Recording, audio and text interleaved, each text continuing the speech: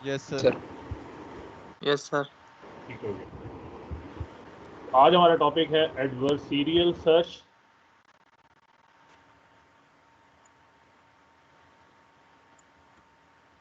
अब अगर हम गेम्स को देख लें तो जो पहली हमारे पास स्लाइड है, तो इधर कुछ गेम्स के बारे में हमें डिस्क्राइब किया गया है जिसको एआई ने अब तक काफ़ी हद तक सॉल्व कर दिया है।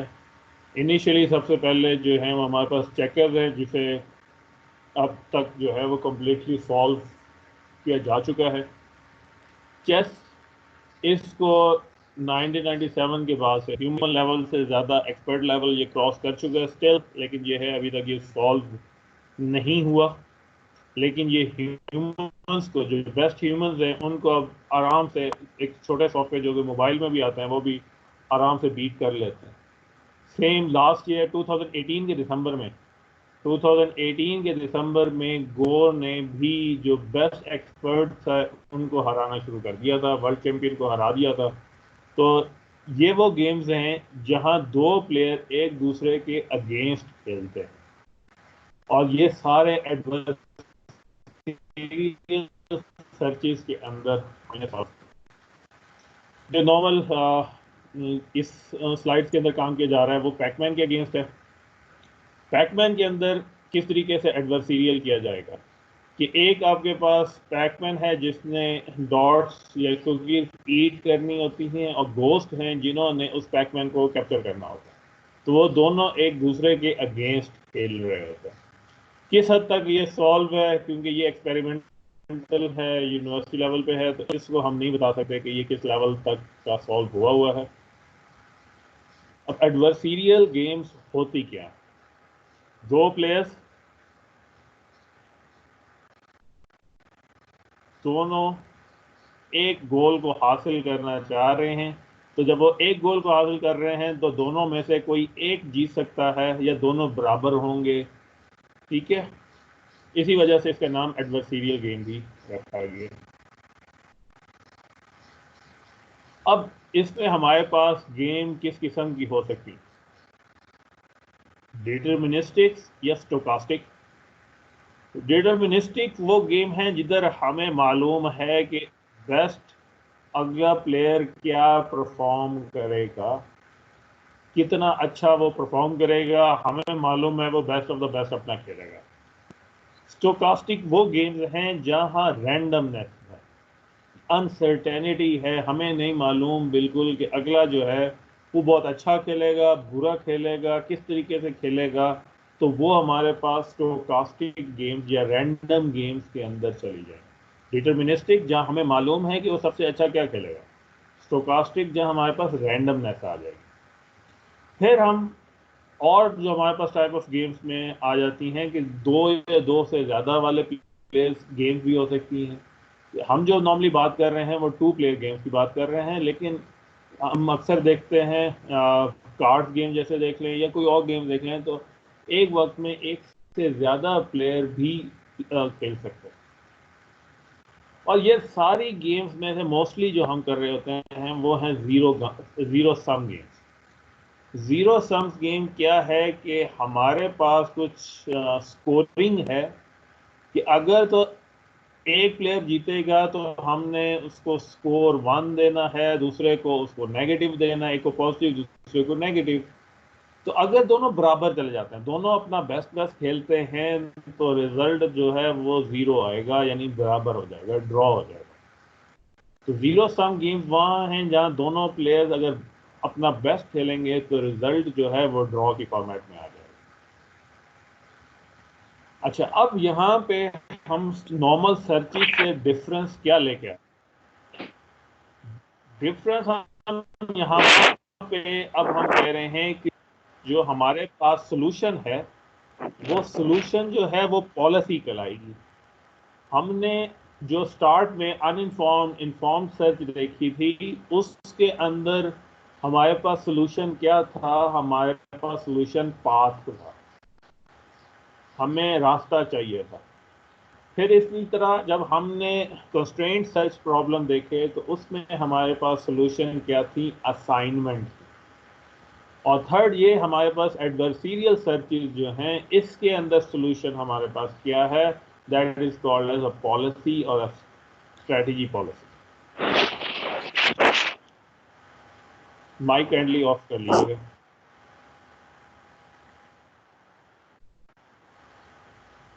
अगर हम इसको पिछली गेम्स के साथ देखें तो हमारे पास मोस्ट चीज़ें उसी तरीके से ही हैं जैसे हमने स्टार्ट में सर्चेज के लिए किया था, कि हमें स्टेट्स चाहिए जो S0 से स्टार्ट हो, प्लेयर्स हैं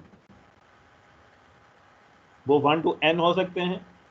जो हम नॉर्मली देख रहे हैं वो 2 प्लेयर गेम्स हैं, कि एक दफ़ा एक प्लेयर की बारी, नेक्स्ट दफ़ा दूसरे प्लेयर की बारी आई। एक्शंस हैं कि हर प्लेयर कितने एक स्टेट के ऊपर कितने एक्शन जो हैं वो परफॉर्म कर सकता है। अब हम एक और नाम ले रहे हैं ट्रांजिशन फंक्शन का। ट्रांजिशन फंक्शन क्या है कि एक स्टेट पे एक्शन परफॉर्म हो तो एक नेक्स्ट स्टेट जनरेट हो। तो हम ये कह रहे हैं कि ये ट्रांजिशन फंक्शन जो है वो मूव फंक्शन की तरह काम करेगा, कि उस स्टेट पे एक मूव या एक्शन आप एंटर दें तो रिजल्टेंट स्टेट के ऊपर हमारे पास एक न्यू स्टेट जो है वो जनरेट आउट हो जाए। टर्मिनल टेस्ट, गोल टेस्ट, जैसे हम पहले करते आए हैं कि हमारे पास गोल होना चाहिए जिसे हमने हासिल करना है। तो गोल हमारे केस में क्या है, विन लूज या फिर ड्रॉ। और हमारे पास टर्मिनल यूटिलिटीज, अब नई चीज हमारे पास आ रही है यूटिलिटीज। यूटिलिटीज हमारे पास स्कोर है, इस जो फाइनल पे जाके हम बता सकते हैं कि इस एक्शन के अगेंस्ट हमारे पास या इस पॉलिसी के अगेंस्ट हमारे पास इस प्लेयर को रिवॉर्ड मिलना चाहिए या रिवॉर्ड नहीं मिलना चाहिए। पॉजिटिव रिवॉर्ड मीन्स कि उसको आप कह रहे हैं यहाँ पे जीत जाएगा +1 दें, नेगेटिव पे हम कहेंगे -1 दें। कोई सोल्यूशन जनरेट नहीं हो रहा तो हम उसको 0 प्रोवाइड आउट करें। तो यहाँ पे हमारे पास जो मेन चीज़ जनरेट होनी है वो है पॉलिसी, कि प्लेयर जो है स्टेट एस के ऊपर एक्शन ए को परफॉर्म करना चाहिए। तो हमें इस तरह रिजल्ट अपना प्रोवाइड आउट करना है। हम यहाँ पे पाथ नहीं देंगे क्योंकि हमें नहीं मालूम नेक्स्ट प्लेयर आगे किस तरीके से परफॉर्म करेगा। बेशक वो डिटर्मिनिस्टिक भी है, बेस्ट अपना परफॉर्म कर रहा है, लेकिन हम यहाँ सोल्यूशन हमारा ये देगा, अगर for a given state player A B और C will perform action A, तो हमारा सोल्यूशन इस तरीके से डिफाइन होगा यहाँ पे। अब जीरो सम गेम्स दोबारा हम बात कर रहे हैं, क्या है, दो प्लेयर्स जो हैं, एजेंट्स जो हैं, उनके पास ऑपोजिट यूटिलिटीज या स्कोरिंग हासिल करना। अगर हम इसको कहते हैं विन के लिए खेल रहा है, ये प्लेयर 1 है, तो इसका स्कोर अगर हम पॉजिटिव कर रहे हैं तो एक्चुअली ये हमारे पास इसके लिए ये रिजल्ट नेगेटिव होगा। और क्योंकि ये इसके अगेंस्ट खेल रहा है तो इसकी कोशिश है तो हमारे पास प्लेयर 2 की कोशिश है प्लेयर 1 ना जीते, तो ये हमेशा माइनस की तरफ स्कोरिंग कराएगा। ठीक हो गया। तो इट मींस कि हमारे पास क्या है, दोनों एक दूसरे के अगेंस्ट यूटिलिटीज को हासिल करने की कोशिश कर रहे हैं।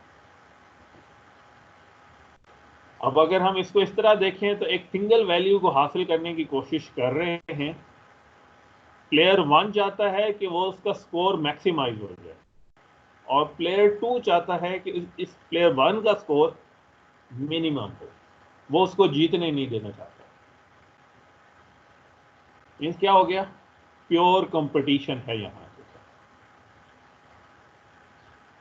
और दूसरी तरह की जो गेम्स थी पहले, उनमें क्या था कि यूटिलिटीज हर एक की अपनी अपनी अलग-अलग हो सकती थी, कि प्लेयर 1 अपना अलग खेल रहा है, प्लेयर 2 अपना अलग खेल रहा है, दोनों अपने अपने रिजल्ट के लिए खेल रहे हैं।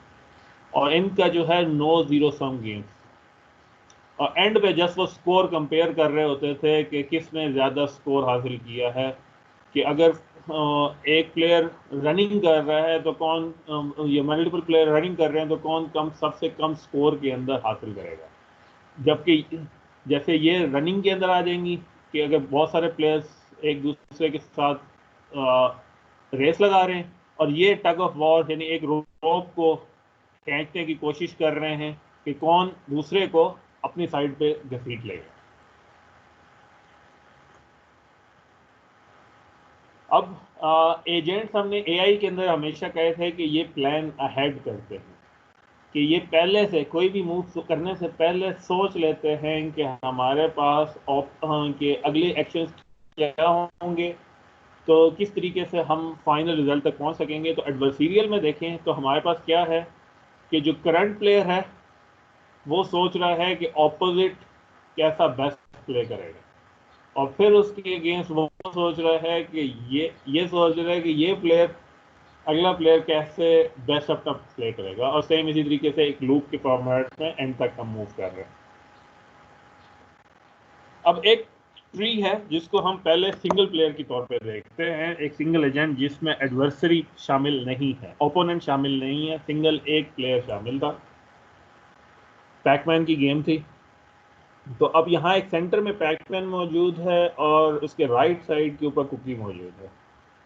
एक्शन हमारे पास क्या थे कि लेफ्ट राइट मूव कर सकता था, फिर उधर उस पोजीशन से फिर वो आगे दोबारा लेफ्ट राइट मूव कर सकता है। अगर किसी तरह हमें स्कोरिंग मालूम होती कि कुकी ईट करते वक्त जो है उसको कोई स्कोर से 8 मिल रहा है और बाकी पे उसके मुकाबले में लेस स्कोर मिल रहा है, तो जैसे हमने पुरानी देखी थी या डेप्थ फर्स्ट या ब्रेथ फर्स्ट सर्च देखी थी, तो हम स्कोरिंग जो है वो सारे एंड तक काउंट कर सकते थे। तो हम यहाँ पे भी करें, तो अगर सिर्फ मैक्सिमाइजिंग काउंट हो रहा होता तो हम देखते कि हमारे पास इस साइड पे लीफ पे जाते हैं तो हाईएस्ट स्कोर जो है हमें 2 मिल सकता है, यहाँ तक जाते हैं हमें हाईएस्ट स्कोर 6 मिलता, इस पॉइंट पे भी पहुंचते हमें हाईएस्ट स्कोर जो है वो 6 रिसीव होता, इधर से हम वापस आते हाईएस्ट स्कोर हमें 6 मिलता, इन दो 6 और 8 में से हाईएस्ट हमें 8 मिलता, और इस पॉइंट पे हमें मालूम हो जाता कि यहाँ से हमें अगर राइट साइड पे मूव करें तो हम हाईएस्ट स्कोर 8 हासिल कर सकते हैं। ठीक है, यहाँ पे एडवर्सरीज कोई शामिल नहीं है, तो आप देख सकते हैं ये मूवमेंट हम ब्रेथ फर्स्ट या डेप्थ फर्स्ट दोनों की तरह कर सकते हैं। फाइनल गोल ये था कौन सा लीफ ऐसा है जिस पे सबसे हाईएस्ट गोल हो सकता है, और उसकी बेस पे हम आगे कहेंगे कि पॉलिसी हमारे पास ये है कि पैकमैन को राइट साइड पे मूव करेगा तो हाईएस्ट स्कोर 8 हासिल कर सकेगा, लेफ्ट पे मूव करेगा तो वो उसका स्कोर लेस होगा, 10 ऑप्शन नहीं होगा। इस चीज को कॉम्प्लेक्स किया। कॉम्प्लेक्स इस चीज को हम कैसे करेंगे कि हमने बीच में एडवर्सरी ऐड कर दी, घोस्ट एक ऐड कर दिया, जो जिसका टारगेट क्या है कि जो हमारे पास पैकमैन है जिसको हम खिलाना चाह रहे हैं उसको बेस्ट हासिल ना करने दे, उसको हराए। देखिए हमारे पास रिजल्ट्स किस तरीके से परफॉर्म हो रहा है कि हमारे पास मौजूद है एक पैकमैन ने लेफ्ट राइट मूव करना है, लेफ्ट मूव किया इस पॉइंट पे आ गया, राइट मूव किया और लेफ्ट मूव किया तो इधर हो गया, राइट मूव किया तो इसने इस पॉइंट के ऊपर आ गया। अब यहाँ पे पहुंचने के बाद दोबारा उसने वही राइट या लेफ्ट परफॉर्म करना है, लेकिन उससे पहले जो ओपोनेंट है उसने भी कोई एक्शन परफॉर्म करना है। वो एक्शन अब क्या है, वो दूर जा सकता है या वो करीब आ सकता है। वो करीब आ रहा है तो हमारे पास ये स्टेट है, दूर गया तो हमारे पास ये वाली स्टेट है। सेम इस पोजीशन से अगर हम देखें एक्शन किसने परफॉर्म करना है, गोस्ट ने, तो वो करीब आया तो इस पोजीशन पे आ गया, दूर गया तो इस पोजीशन पे आया, तो हमारा स्कोरिंग जो है वो बदलना शुरू हो जाएगी, क्योंकि इससे आगे अगर हम देखें फॉरन मूव करते हैं तो ये हार जाता है। क्यों? कैप्चर जो पैकमैन है वो गोस्ट जो है दोनों मिल जाते हैं, उसे कैप्चर हो जाते हैं, इस स्टेट में फिर भी चांस है कि वो कुकी को हासिल कर लेगा। तो एक दूसरे के अगेंस्ट मूव करेंगे, स्कोरिंग जो है वो हमारे पास बदलती रहेगी, एक दफा इंक्रीज होगी, एक दफा डिक्रीमेंट होगी। ये चाहता है पैकमैन चाहता है स्कोर जो है वो ज्यादा होना चाहिए, गेम का। घोस्ट जो है या एडवर्सरी जो है उसका टारगेट ये है कि पैक-मैन स्कोर कम से कम हासिल करे, ओपोनेंट हासिल करे, तो हमारे पास रिजल्ट जो है वो फिर वेरिएट करते चले जाएंगे। अब इसको कंप्लीट करने के लिए जो हमारे पास स्ट्रेटेजी मौजूद है, जो तरीक़ाकार या एल्गोरिदम मौजूद है, that is named as min max या mini max. Mini max case में हमारे पास क्या है कि एक जो स्टार्टर है जिसने गेम स्टार्ट की है वो मैक्स है, उसका नाम हमने मैक्स रखा हुआ है, या पैकमैन जो है वो मैक्स के तौर पे काम कर रहा है, और घोस्ट जो है वो मिन के तौर पे काम कर रहा है। अब हर लेयर वाइज अपनी निचली लेयर से वैल्यू सिलेक्ट करते हैं, अपने जिस पोजीशन पे ये मौजूद है उधर से निचली लेयर से ये वैल्यू डिपेंडिंग कि वो कौन सा एजेंट है, किसकी बारी है, अपनी निचली लेयर से वो वैल्यू उस तरतीब से लेंगे।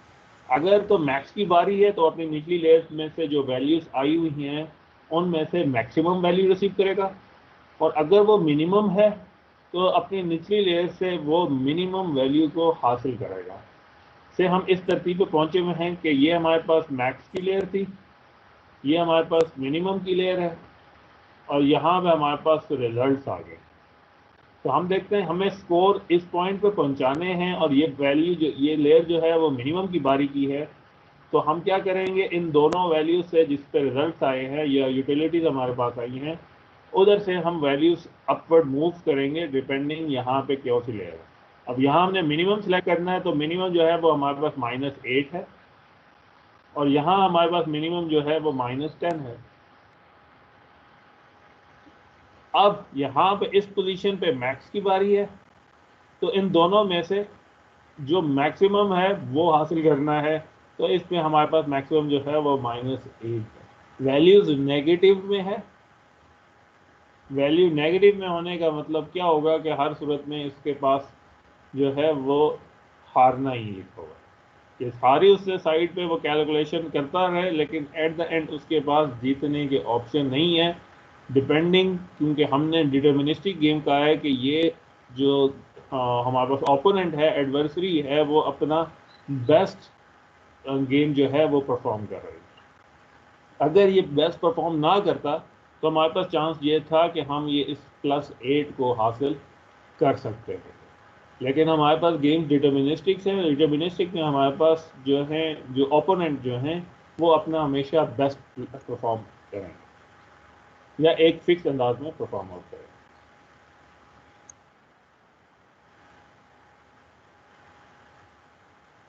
एक और एग्जांपल, इसको हम नेक्स्ट लैब के अंदर भी ट्राई करेंगे, टिक टैक टो गेम। इस गेम में क्या होता है, हमारे पास 9 बॉक्सेस हैं, एक प्लेयर ने X राइट डाउन करना है और दूसरे प्लेयर ने 0 जो है वो राइट डाउन करना है।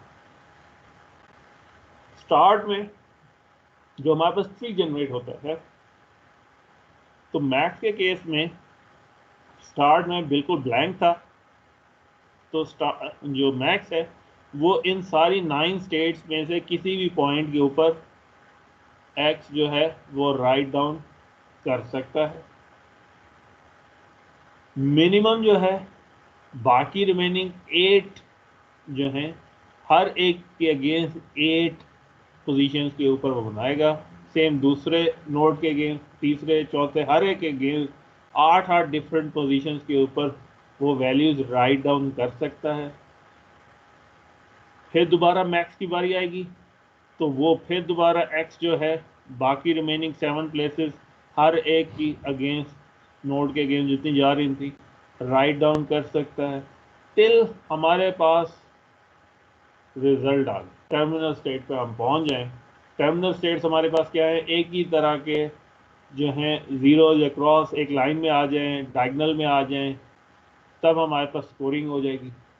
अब स्कोरिंग हम यूटिलिटीज यहाँ पे किस तरीके से प्रोवाइड कर रहे हैं कि अगर तो मैक्सिमम जीतेगा, अगर तो मैक्स जीत गया तो हमने स्कोर देना है 1, ड्रॉ हो गया तो स्कोर देना है 0, और अगर मिनिमम जीत गया, 0 वाला जीत गया, तो हमने स्कोर देना है -1। फिर इधर से वापस इस स्टाइल में हमने मूव करना। ये हर दफा आपने देखना है कि इसकी बारी थी टर्मिनल से स्कोर वापस ऊपर करना है कि अगर मिनिमम उससे ऊपर था तो इनमें से जो मिनिमम वैल्यू है वो अप करनी। अगर अप लेयर जो है वो मैक्सिमम की थी तो हमने इस लेयर से मैक्सिमम जो है वो अपर मूव करना। तो सिंपल वर्ड्स में हम किस तरीके से कर रहे हैं कि अगर हमारे पास जो है एजेंट्स जो हैं वो मैक्सिमम, अगर सक्सेसर मैक्सिमम के तो तमाम सक्सेस में से जो मैक्सिमम सक्सेसर है वो वैल्यू इसकी वैल्यू बन जाएगी। अगर मिनिमम की वैल्यू है उसमें से जो मिनिमम वैल्यू होगी वो उस पॉइंट की वैल्यू बन जाएगी। यहाँ तक क्लियर है आप सबको?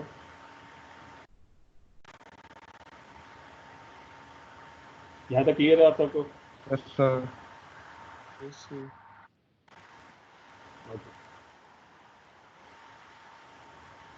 ठीक हो गया।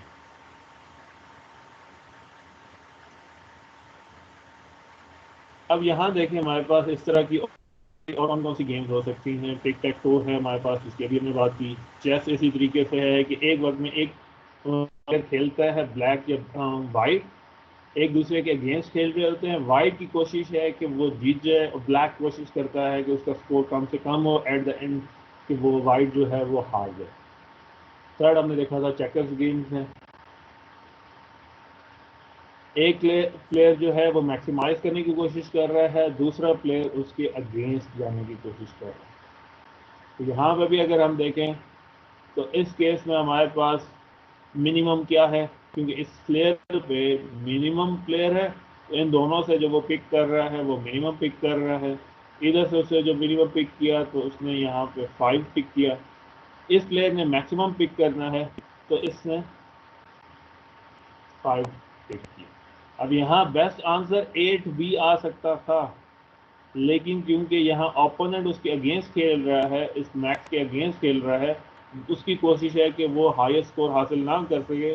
तो सेकंड जो हाईएस्ट वो हासिल कर सकता है एडवर्सरी के बेस्ट प्ले करने के बावजूद, वो आप उसका स्कोर जो होगा वो 5 तक पहुंच जाएगा। तो हमारे पास इसको अगर हम तरतीब करें तो हमारे पास इस मिन मैक्स सर्च में क्या है, एक स्टेट स्पेस यानी पूरा ट्री चाहिए, प्लेयर्स की अल्टरनेट टर्न्स चाहिए कि एक के बाद दूसरा प्लेयर ने खेलना है। एक दफ़ा मैक्स प्लेयर खेलेगा, एक दफ़ा मिनिमम प्लेयर खेलेगा, और हर नोड के ऊपर मिन मैक्स की वैल्यू जो है वो आपको कैलकुलेट आउट करनी है। ठीक है, तो और एट द एंड जो सब सारी वैल्यूज कैलकुलेट होंगी वो इस प्लेयर की फाइनल वैल्यू मौजूद होगी इन केस द ओपोनेंट भी खेल रहा है।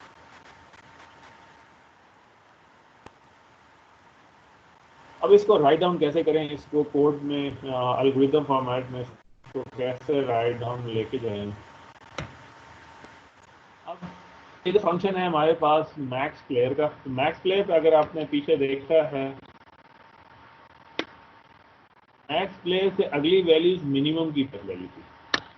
तो यहाँ पे भी अगर मैक्स प्लेयर के लिए काम कर रहे हैं तो वो अपने तमाम सक्सेसर की मिनिमम वैल्यू, ये हमारे पास सक्सेसर्स की मिनिमम वैल्यू और पहले से पड़ी हुई अपनी एक वैल्यू जो स्टार्ट में उसने माइनस इनफाइनाइट ले ली है, उन दोनों का के अंदर मैक्स कैलकुलेट करके वैल्यू हासिल कर रहे हैं। दोबारा देखें क्या है, प्लेयर मैक्सिमम है तो वो अपने सक्सेसर्स की मिनिमम वैल्यू, यानी सक्सेसर्स जो हैं उसके चिल्ड्रन जो हैं वो क्योंकि अगेंस्ट खेल रहे हैं, वहाँ से मिनिमम वैल्यू जो हासिल हो, उस मिनिमम वैल्यू को पहले से पड़ी हुई वैल्यू के दरमियान में मैक्स कैलकुलेट करके देख लिया, और ये हर सक्सेसर के बाद ये वैल्यू अपडेट हो रही है। तो देखेंगे आगे हम चल के कि ये किस तरीके से अपडेट होकर रिजल्ट हमें जनरेट करके दे रही है। इसके ऑपोजिट में देखें तो हमारे पास मिन वैल्यू है, तो मिन के अगेंस्ट ओपोनेंट मैक्स खेलता है तो सक्सेसर्स पे मैक्सिमम वैल्यू को चेक करेंगे और उसके अगेंस्ट जो करंटली इसके पास वैल्यू वेरिएबल भी मौजूद है उसके दरमियान में मिनिमम कैलकुलेट आउट करें। तो मैक्सिमम जो है वो चिल्ड्रंस का मिन कैलकुलेट करेगा और मिन जो है वो चिल्ड्रन का मैक्स कैलकुलेट करेगा, एक दूसरे के ऑपोजिट वो कैलकुलेट आउट करेंगे। यानी कि ये एक तरह से रिकर्जन कर रहे हैं, लेकिन एक दूसरे के अगेंस्ट। सेल्फ रिकर्जन नहीं है यहाँ पे, लेकिन एक दूसरे के अगेंस्ट रिकर्सिव एक्शन परफॉर्म करवाएंगे।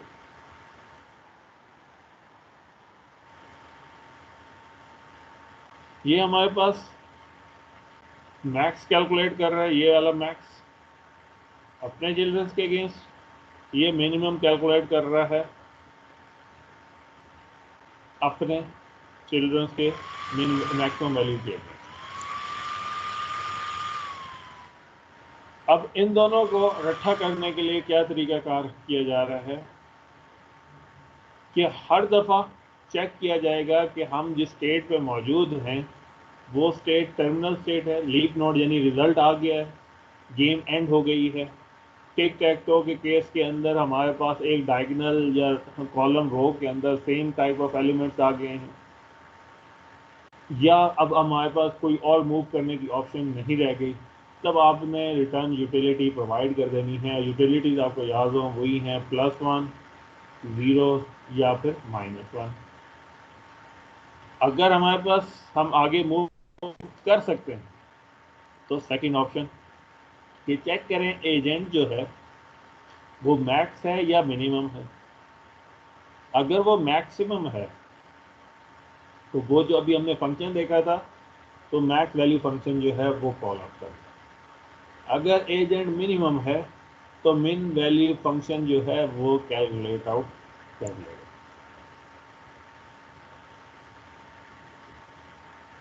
ठीक हो गया। अब इस पे एग्जांपल देखते हैं। स्टार्ट में v जो है अगर ये मैक्सिमम है तो हमने देखा था क्या वैल्यू लेके आएगा यहाँ पे -∞। यहाँ पे वैल्यू क्या आई, v की वैल्यू आपके पास +∞, क्योंकि ये मिनिमम की वैल्यू जा रही है। यहाँ पे पहुंचा है वैल्यू आपके पास आंसर आ गया 3। अब मिनिमम मैक्सिमम कैलकुलेट आउट करना है, सॉरी मिनिमम वाला है, तो मिनिमम कैलकुलेट करना है 3 और इस v के दरमियान में। तो v की नई वैल्यू आ जाएगी 3, नेक्स्ट एलिमेंट आया 12। अब मिनिमम कैलकुलेट करना है 3 और 12 के दरमियान में, v की वैल्यू 3 ही रहेगी क्योंकि मिनिमम 3 है। नेक्स्ट 8 आया, 8 और 3 के दरमियान में चेक हुआ, मिनिमम इनमें से v जो है वो 3 ही है, 3 ही रह गया। यहाँ से वैल्यू अप मूव करेगी। अब ये मैक्स वाला एजेंट है, तो ये क्या कर रहा है, अब इसने मैक्सिमम कैलकुलेट करना है इस 3 और -∞ के अंदर, तो ये वैल्यू कन्वर्ट हो जाएगी v = 3 के अंदर। फिर हमारे पास यहाँ पे वैल्यू आई तो v की वैल्यू जो है वो +∞, क्योंकि नया एक एलिमेंट बन गया था। 2 और इसके दरमियान में वैल्यू आ गई हमारे पास, ये कट होके v = 2 हो जाएगा।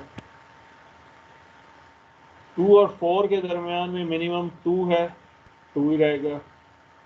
6 और 2 के दरमियान में मिनिमम जो है वो 2 है, तो वैल्यू जो है वो 2 ही बरकरार रहेगी। अब यहाँ से वैल्यू जो है वो अप मूव की जाएगी। अप मूव करते वक्त अब इसने यहाँ पे कंपैरिजन होना है, मैक्सिमम होना है इन दो वैल्यू के दरमियान में। 2 और 3 में मैक्सिमम जो है वो आपके पास 3 ही है, तो सिर्फ 3 रहेगी, अपडेट नहीं होगी क्योंकि मैक्सिमम कैलकुलेट कर रहे थे। नई ब्रांच की तरफ देखा, यहाँ इनिशियली उसी तरीके से सर हम प्लस, मिनिमम नहीं कर रहे थे। ये देखें यहाँ पे हमने मैक्सिमम कैलकुलेट करना है इनसे नीचे जितने हमारे पास वैल्यूज आ गई। यहाँ पे मिनिमम कैलकुलेट कर रहे हैं इस पॉइंट पे। जहाँ मिनिमम कैलकुलेट कर रहे हैं वहाँ हमने पहले स्टार्ट में +∞ किया, 14 के साथ रिप्लेस हुआ तो v = 14 हो गया। अब क्या हुआ, 5 जो है वो मिनिमम है 14 से, तो v क्या हो गया, 5 हो गया। नेक्स्ट कैलकुलेट हुआ, अब मिनिमम कौन सा है इसमें, तो v इक्वल टू 2 हो गया। अब यहाँ से जब हम वापस जाते हैं तब हमने चेक करना है कि अब 3 और 2 में से मैक्सिमम कौन है। ये अपर ट्राइंगल मैक्स को रिप्रेजेंट कर रहा है, ये लोअर ट्राइंगल मिन को रिप्रेजेंट कर रहा है, और आपने चेक करते वक्त इससे लोअर लेयर पे देख रहे थे। तो यहाँ से जब वैल्यू वापस आई थी 3 और 2, इनमें मैक्सिमम कैलकुलेट किया तो आपके पास वैल्यू क्या हुई 3, और 3 किस एक्शन के अगेंस्ट हुई, इस साइड पे जाते हुए। तो पॉलिसी हमारे पास क्या बन रही है कि अगर ये स्टेट हो स्टार्टिंग वाली और हमने मैक्स के अगेंस्ट मैक्स के लिए खेलना है, तो जीतने के लिए क्या है, उसे इस लेफ्ट साइड पे जाना पड़ेगा, तब मैक्सिमम स्कोर जो है वो 3 हासिल कर सकेगा। हालांकि अगर हम देखें तो हमारे पास मैक्सिमम स्कोर 14 होना चाहिए, ठीक है, लेकिन क्योंकि बीच में ओपोनेंट भी खेल रहा है जिसका टारगेट है कि मैक्सिमम जो है वो जीत ना सके, तो रिजल्ट जो है वो मैक्सिमम जो हमें हासिल हुआ वो 3 हासिल हो सके। दोबारा से देख लें, स्टार्ट में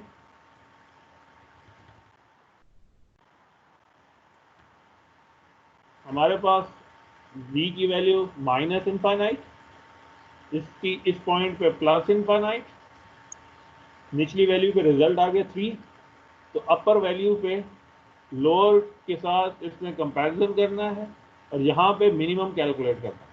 मिनिमम कैलकुलेट करते वक्त इसने कैलकुलेट किया पॉजिटिव इनफाइनाइट और 3 के दरमियान में, तो हमारे पास मिनिमम जो है वो 3 है, पॉजिटिव इनफाइनाइट ज़्यादा लार्जर है, 3 सेलेक्ट हो गया।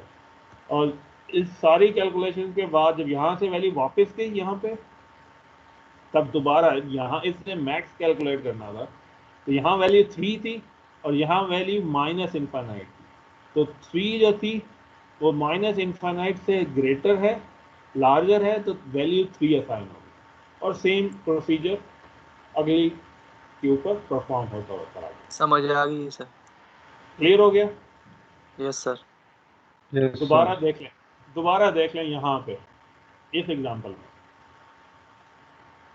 अभी अगर हम मिन मैक्स वाले मेथड से नहीं कर रहे तो डायरेक्ट आंसर देख रहे हैं, तो डायरेक्ट आंसर क्या है, इस पॉइंट के ऊपर मिनिमम दोनों के केस में, इस केस में क्या है मिनिमम 10 ही रहेगा, और इस केस दूसरे में मिनिमम, इस केस में मिनिमम क्या रहेगा 9। इससे यस अबव सर। लेवल, इससे अबव लेवल पे देखें तो हमारे पास क्या है, यहाँ पे आएगा एक साइड पे 10 है, एक 9 है, और यहाँ मैक्सिमम कैलकुलेट कर रहे हैं तो हमारे पास आंसर 10 आएगा। 10 आ गए। ठीक है, 100 को हम हासिल नहीं कर सकते। मिनिमम ने ओपोनेंट के तौर पे प्ले करते वक्त हमें 100 तो हासिल नहीं करने दिया, लेकिन हमने मैक्सिमम को 10 वैल्यू जो है वो असाइन करा दी। अब प्रॉपर एल्गोरिदम के हिसाब से चलें। एल्गोरिदम हमें ये कहता है कि स्टार्ट में इधर v की वैल्यू हमारे पास माइनस इनफाइनाइट, इस पॉइंट पे v की वैल्यू क्योंकि मिनिमम वाले का केस था प्लस इनफाइनाइट, यहाँ पे वैल्यू 10 आई, 10 यहाँ पे 10 और इन दो के दरमियान में कंपैरिजन हुआ मिनिमम के लिए, तो मिनिमम इधर 10 है, तो हमारे पास वैल्यू 10 अगेंस्ट होगी। फिर दोबारा इधर केस हुआ 10 और 10 दोनों कंपेयर हुए, रिजल्ट v की वैल्यू 10 ही रह जाएगी।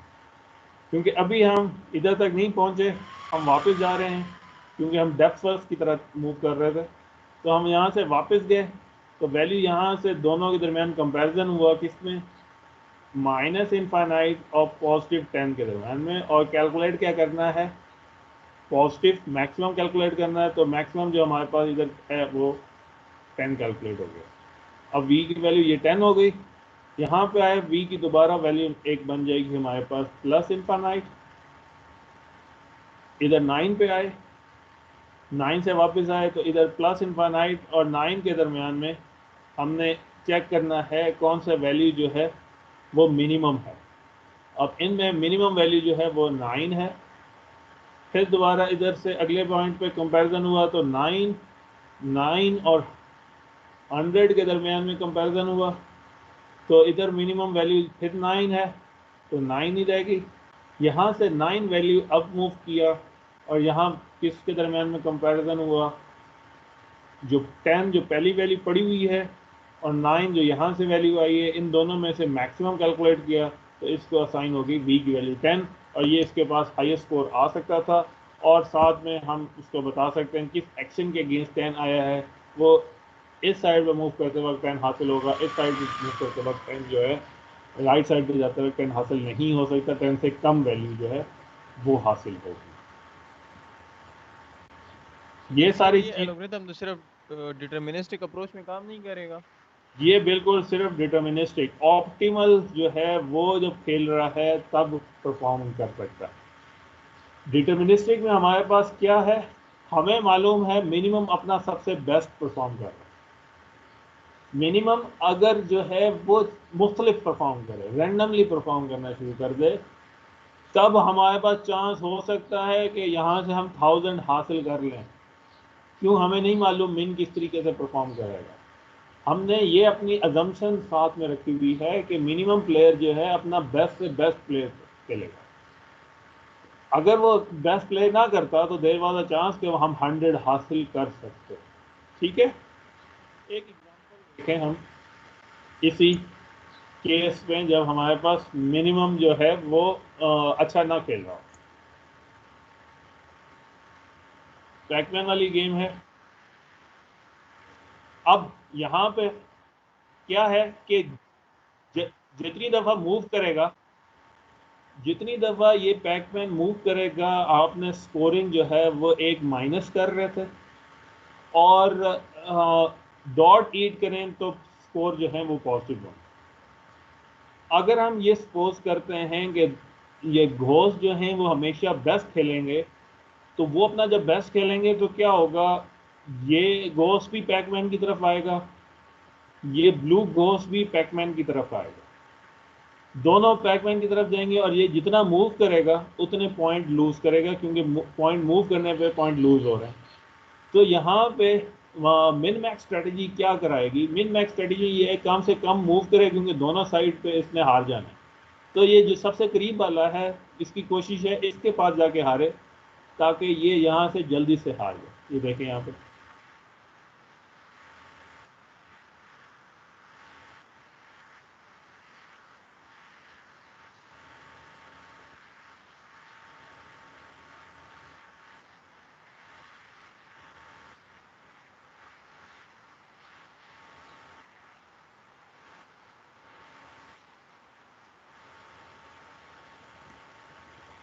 तो हमारे पास ये स्टेट पे क्या हुआ, जो ओरिजिनल मिन मैक्स में के तहत, जिसके तहत ये सोचा गया कि स्कोर कम से कम लूज हो, दूसरी साइड पे यहाँ पे मौजूद हैं कुकीज मौजूद हैं, और किसी तरह ये अगर सोचता कि ये जो है अच्छा नहीं खेलेगा और ये वापस मूव कर सकता है, तो ये शायद इधर मूव करने की कोशिश करता, देखता है ये कैसे मूव कर, लेकिन उसे मालूम है दोनों अपना बेस्ट खेलेंगे।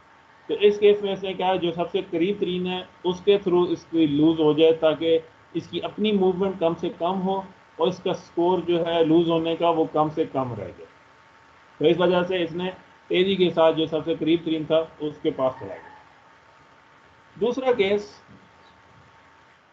अब अब यहाँ पे देखते हैं कि वो जो है वो अच्छा परफॉर्म नहीं करता। तो अब वो देखें क्या करते हैं।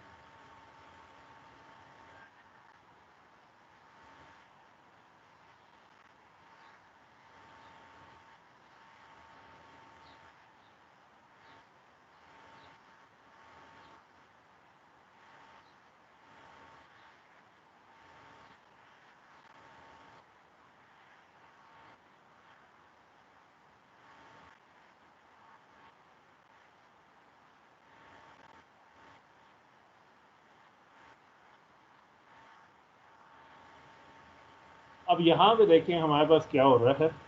हमने वहाँ देखा कि जो एडवर्सरीज हैं, जो ओपोनेंट हैं मिनिमम वाले हैं, वो रैंडमली प्ले कर रहा था। अब रैंडमली प्ले कर रहा था तो हम इसके पास चांस हैं कि वो नीचे की तरफ चला जाए, गलत खेल ले, बेस्ट अपना ना परफॉर्म करे, तब इस साइड पे मूव करना पॉजिटिव हो सकता है पैकमैन के लिए। और फिर वो उस साइड पे वो, क्योंकि अब ब्लू जो है वो दूसरी साइड पे मूव कर रहा है, अच्छा नहीं खेल रहा, तो देखें अब क्या कर रहे हैं।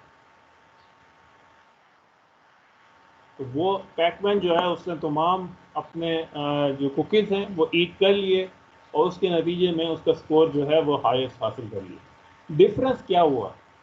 डिफरेंस ये हुआ कि हमारे पास जो ओपोनेंट है उसने अच्छा परफॉर्म नहीं किया, उसने बेस्ट परफॉर्म नहीं किया। तो अगर वो बेस्ट परफॉर्म नहीं करेगा, उसमें कुछ रैंडमनेस होगी, तो then there is a chance कि वो दूसरी साइड पे मूव करे, अच्छा परफॉर्म ना करे, और आप जो मिन मैक्स के केस में रिजल्ट आना था उससे ज़्यादा अच्छा स्कोर जो है वो हासिल कर सके।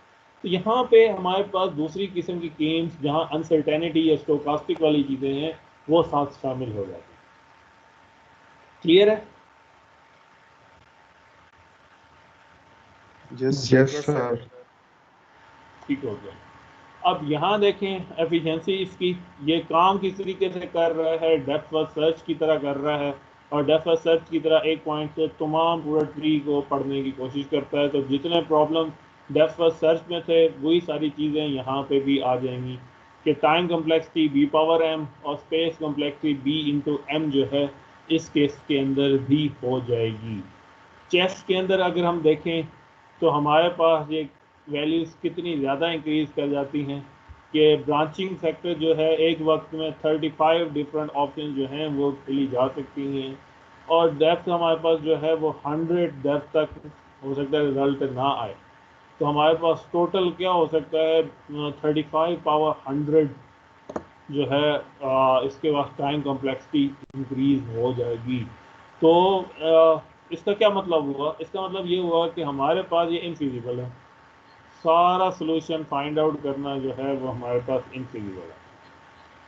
फिजिबल उस वक्त होता है जब हम ये सारा का सारा देख सकते हैं, पूरा ट्री जो है एग्जॉस्ट करके देख सक रहे होते हैं। अब क्योंकि हम पूरा ट्री नहीं देख सक रहे हैं तो हमें फिर कुछ और स्ट्रेटजीज हासिल करनी पड़ेंगी ताकि हम अपना काम जो है, अपना बर्डन जो है थोड़ा सा डिक्रीज कर सकें।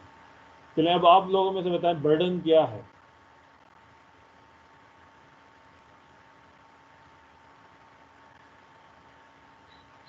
आप में से कोई बर्डन क्या है इसमें जिसको हम रिड्यूस कर सकते हैं?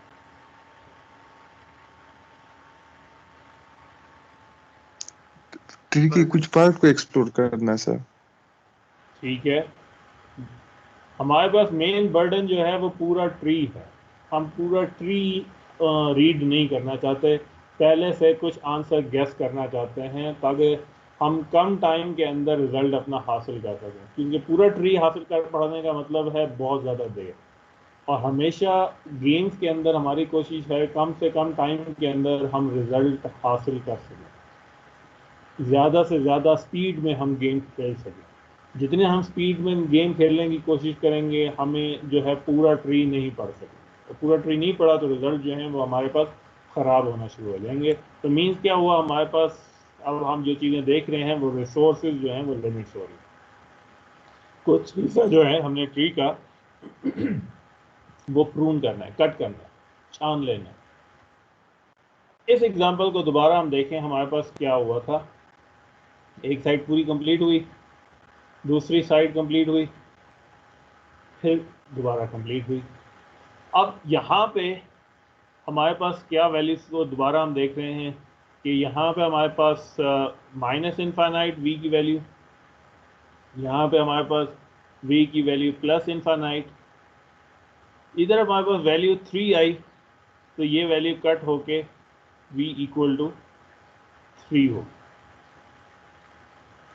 नेक्स्ट ब्रांच आया, मिनिमम वैल्यू इन दोनों के दरमियान में कैलकुलेट हुई, v की वैल्यू 3 ही थी, 3 ही रहेगी। इधर वैल्यू कैलकुलेट हुई वैल्यू, तो हमारे पास भी मिनिमम ही थी, वैल्यू 3 ही रह गई। अगले पॉइंट पे आया, यहाँ तक वापस आए इस पॉइंट से, तो वैल्यू इनमें से मैक्सिमम कैलकुलेट हुई, v इज इक्वल टू 3। यहाँ पे दोबारा प्लस इनफाइनाइट हुआ। अब यहाँ पे जब कैलकुलेट हुआ तब हम एक इंटरेस्टिंग सिनेरियो क्रिएट हो रहा है कि यहाँ पे वैल्यू हो गई v इक्वल टू 2। अब यहाँ वैल्यू अगली ब्रांचेस अभी हमने नहीं देखी और ब्रांचेस हमने यहाँ से मूव कर रहे थे, तो वैल्यू ये वाली वैल्यू कब चेंज हो सकती है?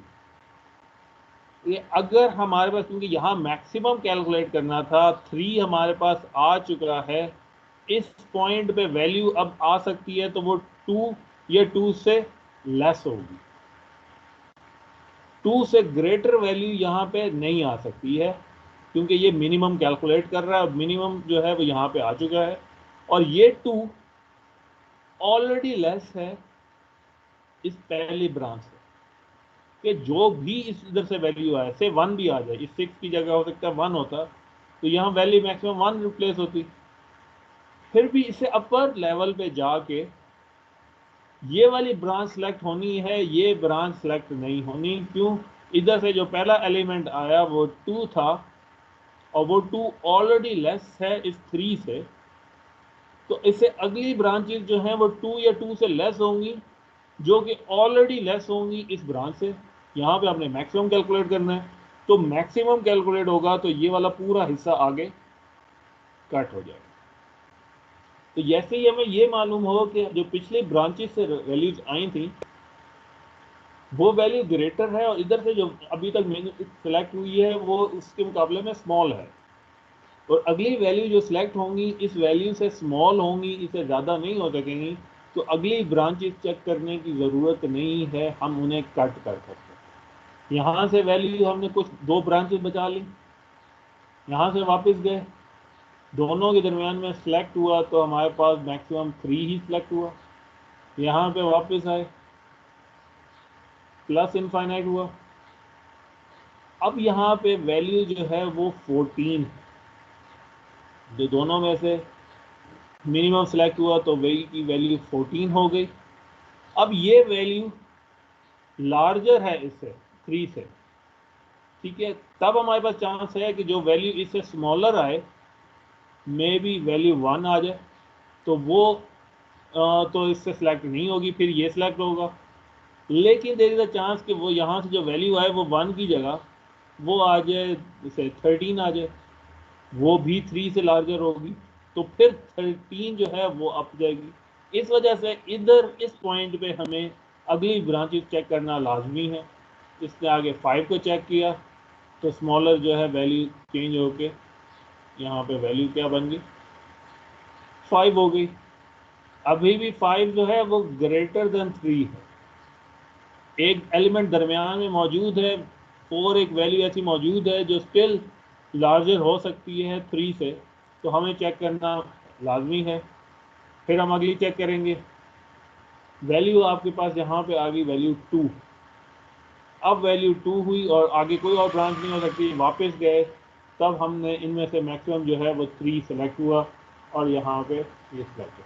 तो इस तरीके से हम कुछ वैल्यूज कट ऑफ कर सकते हैं, इसको हम कह रहे हैं प्रून कर सकते हैं। प्रून कैसे किया? तो एक ब्रांच की तरफ से जो वैल्यूज आई हैं, तो हम देख लेंगे करंट स्टेट पे अगर हम इन पे खड़े हुए हैं तो वैल्यूज लेस हो सकती हैं, जो इस वक्त उसकी एक ब्रांच की जो रिजल्ट आया है वो ऑलरेडी लेस है जो दूसरी साइड से वैल्यूज आई। तो अब जो इधर इन जो ब्रांचेज जो अभी प्रूव अभी चेक नहीं की गई, उनमें से जो भी वैल्यू आएगी वो आइदर 2 या 2 से लेस होगी, और 2 पिछली ब्रांच से कम है तो अगली ब्रांच चेक करने की ज़रूरत नहीं है। अगर वैल्यू ज़्यादा है तो देयर इज अ चांस के इनके दरमियान में कोई एक वैल्यू और आ जाए जो हाँ वैल्यू स्मॉलर ले आए, फिर हमें आगे जा सकते हैं। और अगर हमारे पास वैल्यू ऐसी आ जाए जो इन दोनों वैल्यूज़ के दरमियान में हो, फिर मजीद ब्रांचेस चेक करने की ज़रूरत फिर दोबारा पड़ जाएगी। सर अगर तीनों बड़ी वैल्यू हो तो फिर तीनों को निकाल दें। तीनों बड़ी वैल्यू हो तो हमने देखें यहाँ पे अगर हमारे पास वैल्यू 14 आई है, ये 14, 14 5 और 9 आ जाए तो मतलब और तीनों को हम बीच में से निकाल सकते हैं।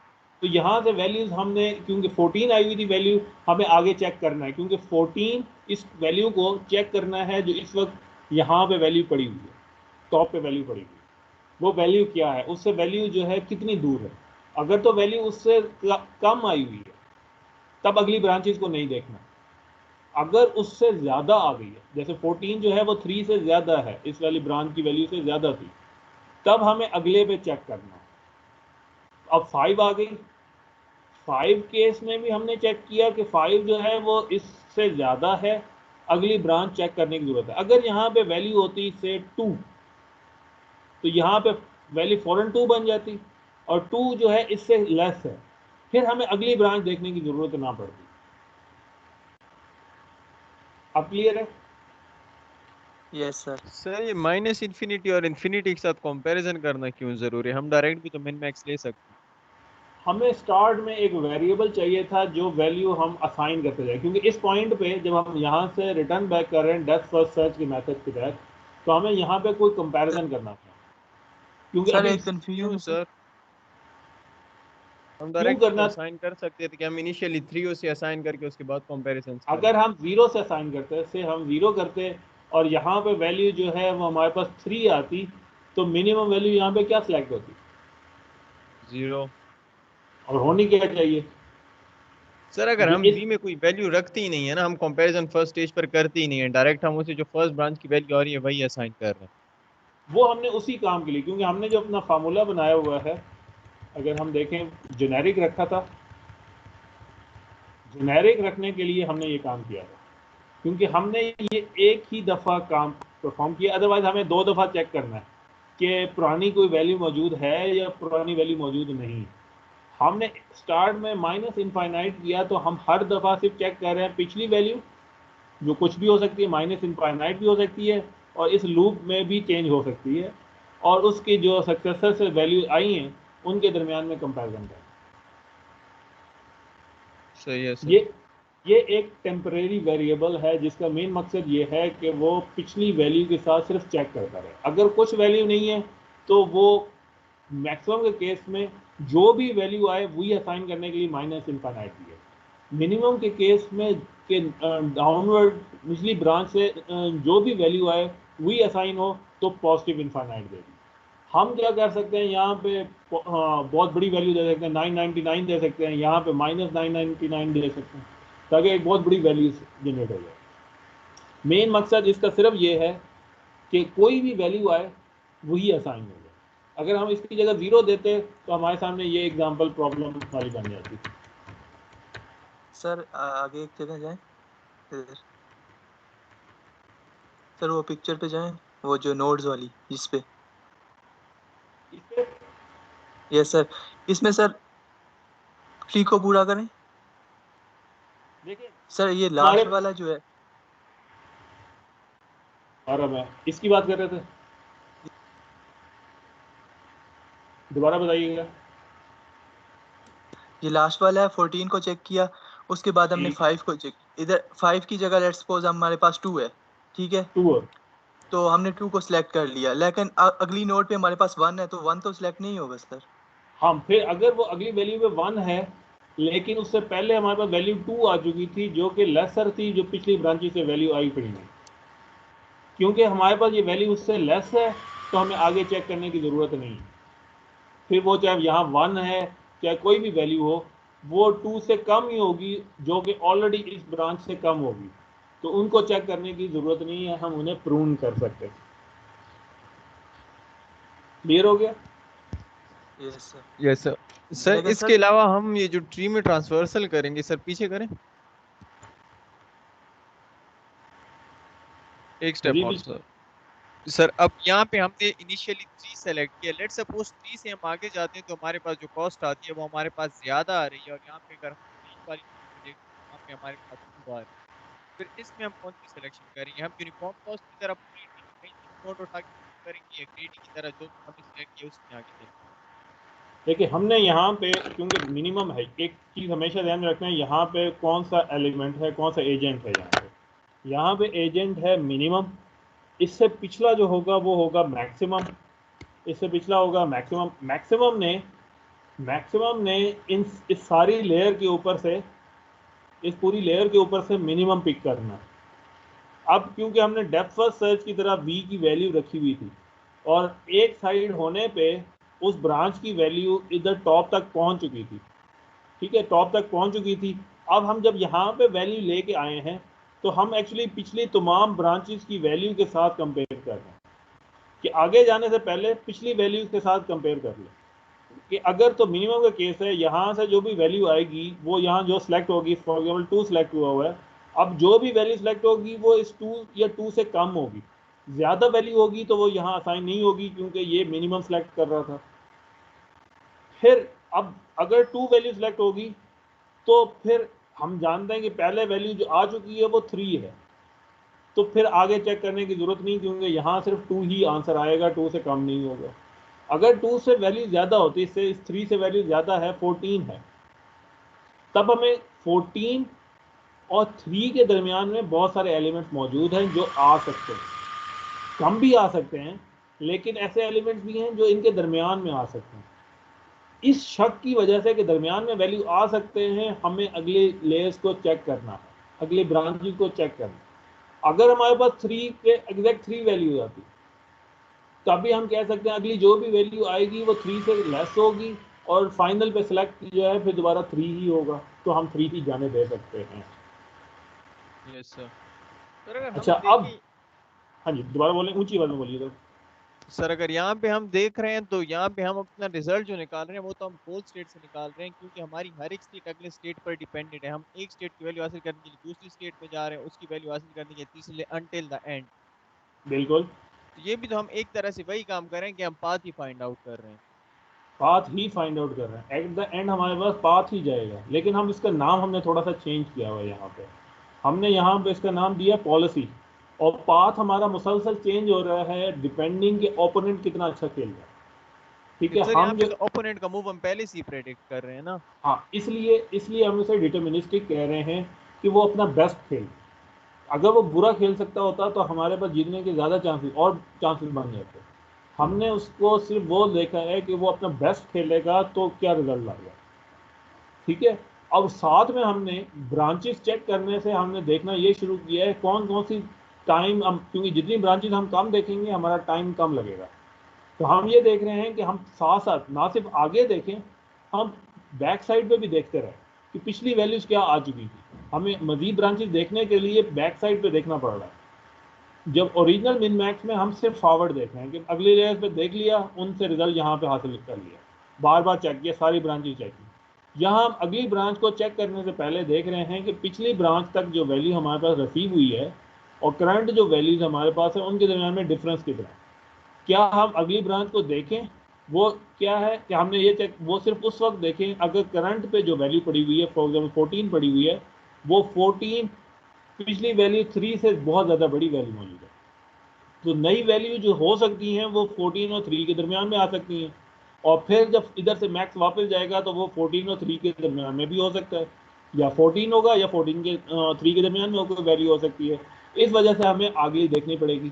लेकिन अगर हमारे पास यहाँ डिसीजन हो गया, जैसे इस केस में हुआ था कि 2 आ गया था, 2 आ गया है तो 2 पहले से पिछली वैल्यू से स्मॉलर है, पिछली वैल्यू 3 पड़ी हुई थी, तो हमें आगे देखने की ज़रूरत नहीं रही, क्योंकि आगे मैक्सिमम बहुत अच्छा काम होता तो 1 वैल्यू आ जाती, 2 से कम होकर चेंज होकर 1 आ जाती, लेकिन 1 भी 3 से लेस है, तो जो भी यहाँ पे चेंज हो वो इस 3 से लेस होगा, तो यहाँ वैल्यू 3 ही रहेगी और कोई और चेंज नहीं होगी।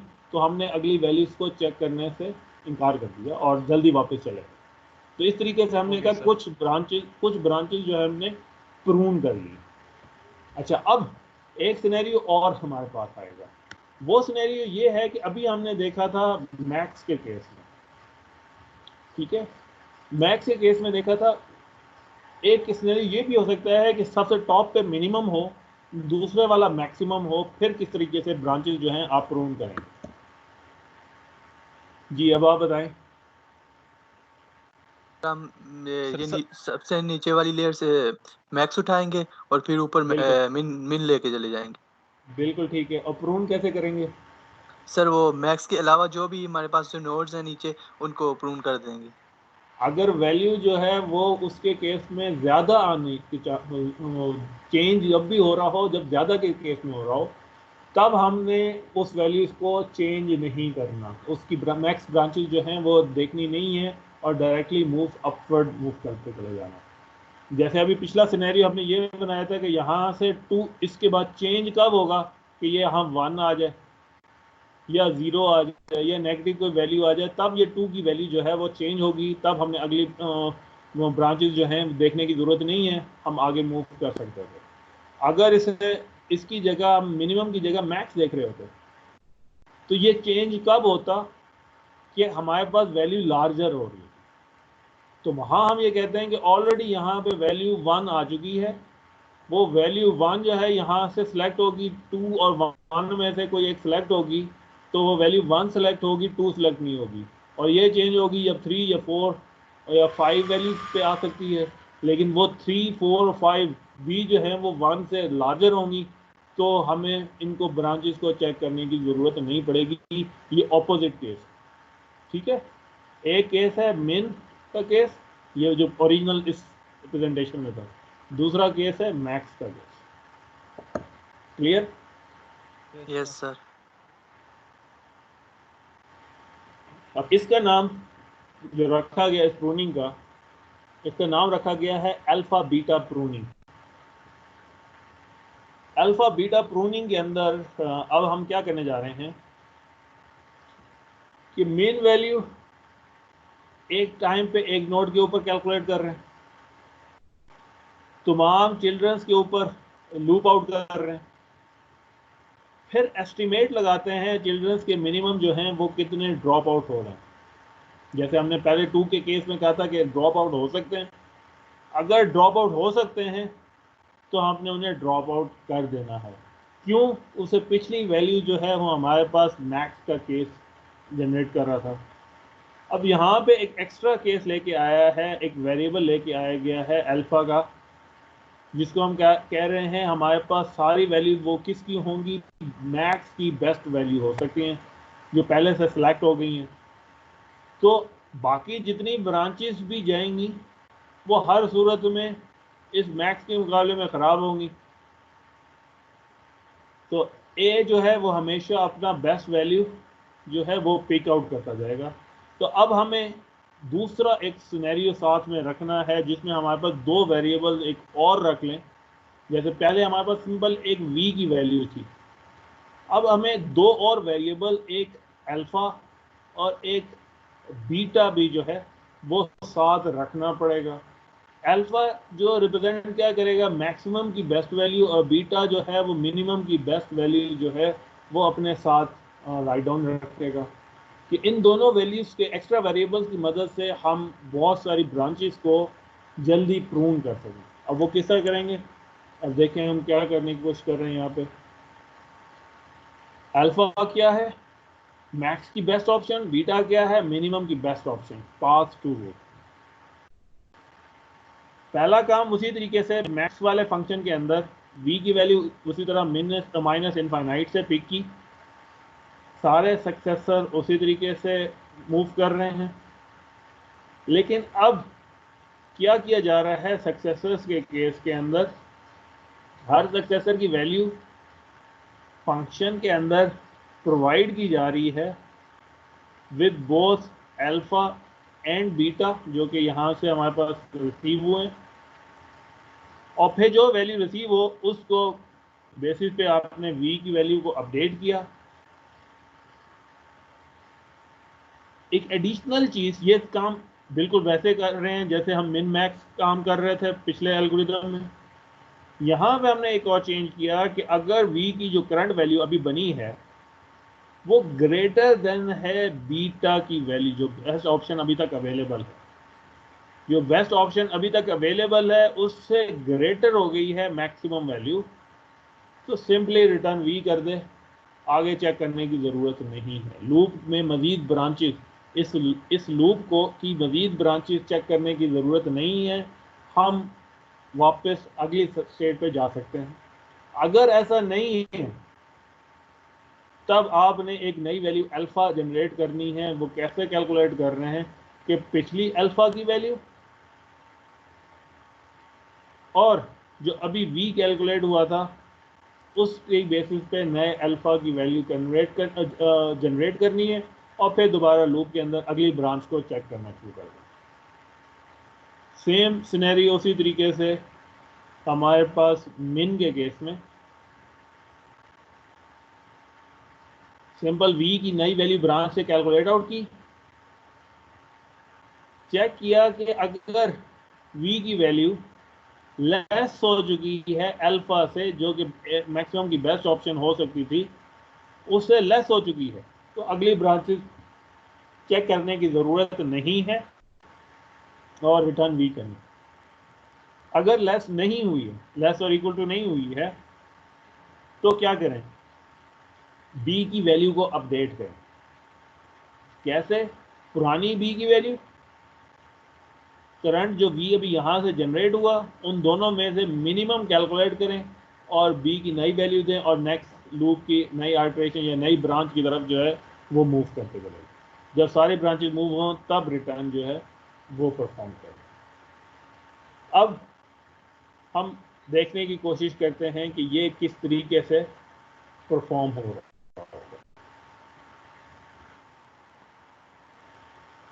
अब हमारे पास हम देखते हैं यहाँ पे किस तरीके से परफॉर्म होगा। हम एक एग्जांपल देख लेते हैं जिसमें हमारे पास वैल्यू मौजूद हो। से हमारे पास इधर v की वैल्यू जो है वो है हमारे पास मैक्स केस में माइनस इनफाइनाइट, अल्फा और बीटा की वैल्यू हमारे पास स्टार्ट में इसी तरीके से हम कह देते हैं कि अल्फा क्योंकि मैक्सिमम वैल्यू तक जा रहा है और लास्ट में हमने मैक्स वैल्यू चेक भी करना है, तो इसी तरीके से माइनस इनफाइनाइट और बीटा जो है प्लस इनफाइनाइट वैल्यू यहाँ पे राइट डाउन कर लेते हैं। इधर से हम मूव करके आए, यहाँ पे वैल्यू आई हमें v की प्लस इनफाइनाइट हो गया। इस पॉइंट पे वापस वैल्यू आई 10, v की वैल्यू आपके पास क्या हो गई, v की वैल्यू हो गई 10। अब यहाँ पे लास्ट एल्गोरिथम की तहत हमने क्या करना था कि वैल्यू अगर v के जनरेट होके आ जाए, क्योंकि हम मिनिमम को चेक कर रहे हैं, v की वैल्यू अगर जनरेट होके आ जाए तो चेक करें क्या v की वैल्यू लेस देन है अल्फा के, तो रिटर्न कर दें। v की वैल्यू क्या लेस है 10 से अल्फा से, तो हमारे पास हमने देखा था ग्रेटर है, ठीक है। v की वैल्यू 10 जो है और इधर अल्फा की वैल्यू जो है वो माइनस इनफाइनाइट है, वैल्यू ग्रेटर है, तो हमने क्या करना है, हमने रिटर्न नहीं करना, अगली तो b को अपडेट कर देना है। b की अपडेट में हमने क्या किया कि v और b के दरमियान में से जो मिनिमम है उसको सिलेक्ट करना है। b और v के दरमियान में जो मिनिमम है उसको हमने सेलेक्ट करना है, तो b की वैल्यू जो होगी वो हमारे पास क्या आ गई, 10 हो गई। अब अगली ब्रांचेस इसकी कोई नहीं है, तो यहाँ से जस्ट ये वापस हो गया क्योंकि यहाँ पे कुछ वैल्यू नहीं थी, रिटर्न हो गया। रिटर्न हुआ तो अब हम कंपैरिजन किन के दरमियान में हुआ, कंपैरिजन इस v माइनस इनफाइनाइट और इस v प्लस 10 के दरमियान में मैक्सिमम जो है वो v इक्वल टू 10 हो गया। अब दोबारा फिर वही केस, मैक्सिमम का केस है, मैक्सिमम केस में अब b की वैल्यू चेक करनी है कि v जो है वो ग्रेटर देन b है या नहीं है। अब क्योंकि हम वापस आए थे, हमारे पास स्टार्ट में वही b की वैल्यू पुरानी रह जाएगी, पुरानी हमारे पास b की वैल्यू अभी तक इनफाइनाइट है, तो अब क्या करें, v की वैल्यू हमारे पास 10 है और अल्फ़ा जो हमारे पास पुराना पड़ा हुआ है वो माइनस इनफाइनाइट है, तो अल्फ़ा जो अब हमारे पास वैल्यू आ जाएगी वो होगी हमारे पास 10। अल्फ़ा हम यहाँ पे देख रहे थे, इसको यहाँ पे अल्फ़ा को देख रहे हैं, तो अल्फ़ा हमारे पास हो गया 10। अब नेक्स्ट अगली साइड पे हम गए, यहाँ से हमारे पास फिर v की वैल्यू प्लस इनफाइनाइट हो गया, यहाँ से वैल्यू वापस आई, b की वैल्यू हो गई 10 और बीटा की वैल्यू हमारे पास क्या हो गई, बीटा की वैल्यू भी हमारे पास 10 हो गई। अब हमें चेक करना है यहाँ पे v की वैल्यू, सॉरी पहले 10 चेक हो गई थी, तो अब हम चेक करें क्या हमारे पास रिजल्ट आ रहा है इस केस में।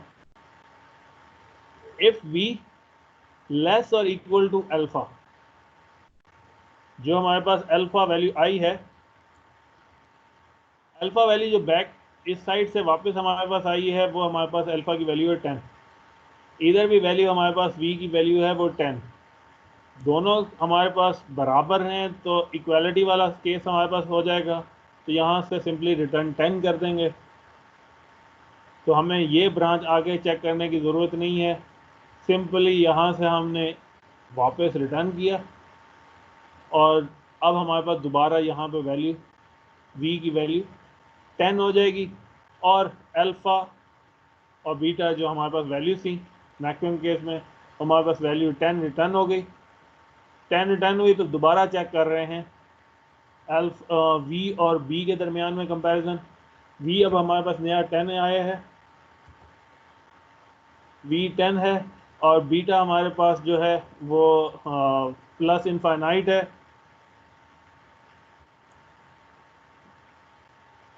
हमारे पास माइनस इनफाइनाइट v 10 है, तो रिटर्न हमारे पास यहाँ से कंप्लीट कर देना है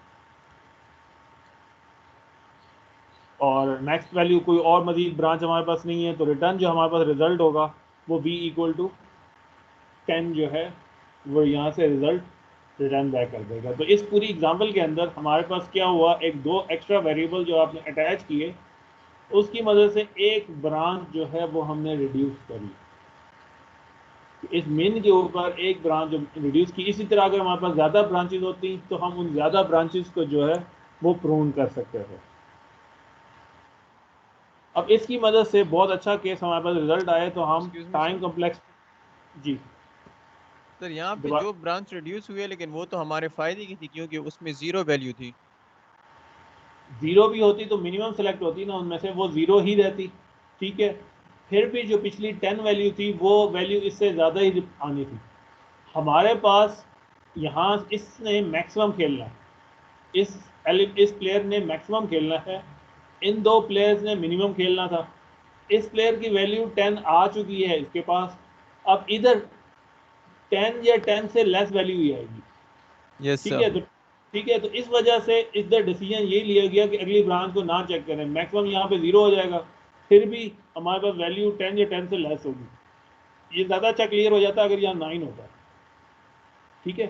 तो हमारे पास हर सूरत में यहाँ पे जो वैल्यू आनी है वो 10 ही आनी है। यस सर, सही हो गया। ठीक है, अब इस प्रूनिंग के नतीजे में हमारे पास क्या है, टाइम कॉम्प्लेक्सिटी में पावर जो है वो रिड्यूस हो गई है। पहले हमारे पास b पावर m था, अब हमारे पास b पावर m/2 हो चुका है।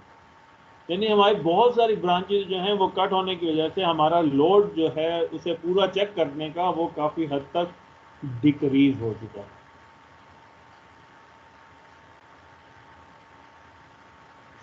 फिर भी इसके बावजूद भी अगर हमारे पास डेप्थ बहुत ज़्यादा हो, ब्रांचिंग बहुत ज़्यादा हो, जैसे चेस का केस है, फिर क्या होगा, फिर भी हमारे पास रिज़ल्ट हासिल करना बहुत देर ले जाता है।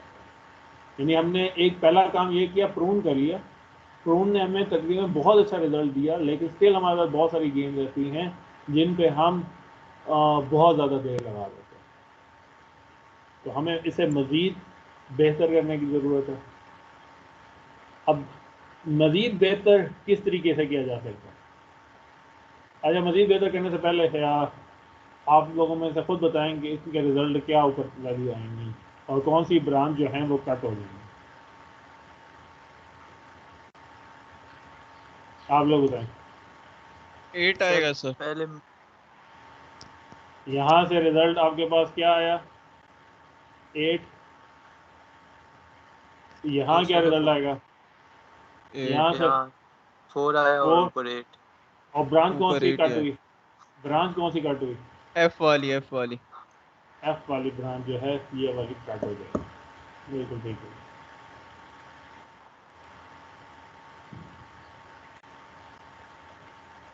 इसके अंदर बताएंगे आप कौन सी ब्रांच कट होगी और कौन सी ब्रांच रहेगी।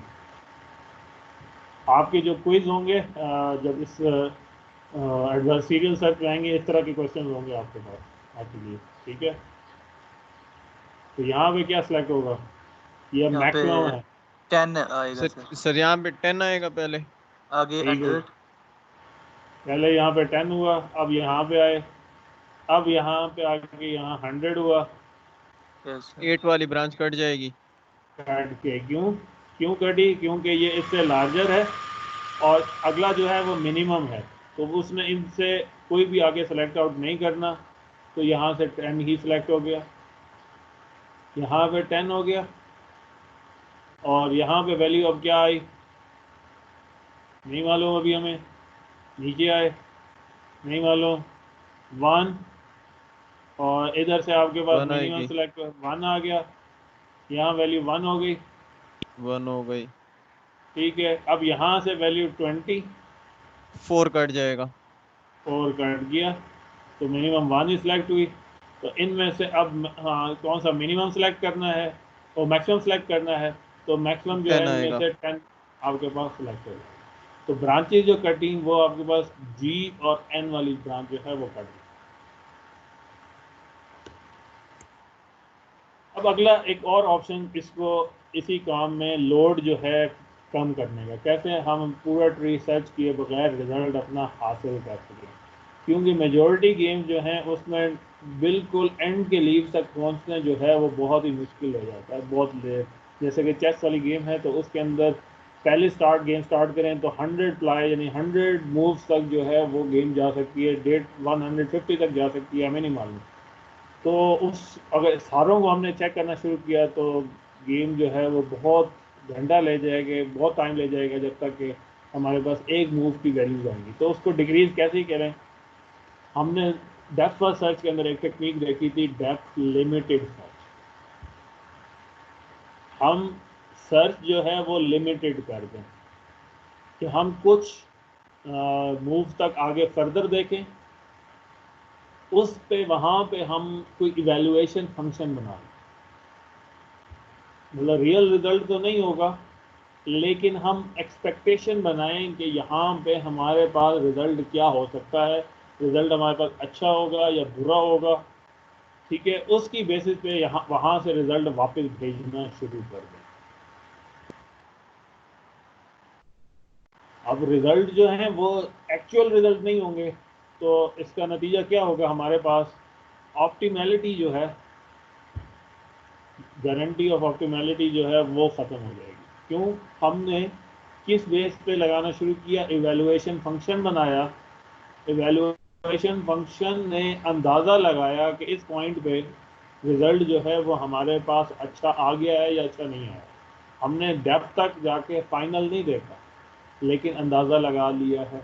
जैसे चेस के अंदर क्या होता है कि हम अंदाज़ा लगा लेते हैं कि इस पॉइंट पे जाके एक पीस विन कर लेगा, गेम विन नहीं की लेकिन एक पीस विन कर लेगा। दूसरा ऑप्शन ये हो सकता है कि इस पॉइंट के ऊपर अगला ओपोनेंट जो है उसके पास खेलने के चांसेस मजीद ड्रॉप हो जाएंगे, बहुत उसके पास जो भी मूव खेलेगा वो ख़राब मूव हो जाएगी।